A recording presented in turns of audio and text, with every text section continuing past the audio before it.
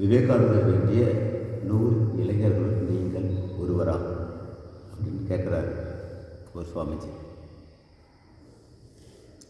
சிறுவர்களே, மீசை உழைத்த குழந்தைகளே, சென்னையை தாண்டி செல்லாத நீங்கள் எழுந்து ஆயிரக்கணக்கான ஆண்டுகளின் பாரம்பரியத்தை 30 கோடி மக்களின் பின்னால் நின்று கொண்டு அவர்களுக்கு கட்டளையிட விரும்புகிறீர்கள்.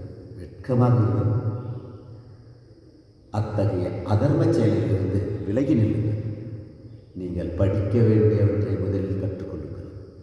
மரியாதையற்ற சிறுவர்களே, வெறுமனே தாளில் சில வரிகளை கிறுக்கி சில முட்டாள்களின் மூலம் அவற்றை பிரசுரித்து விட்டால் நீங்கள் உலகிற்கே போதகராகிவிட்டீர்களா என்ற எண்ணமா?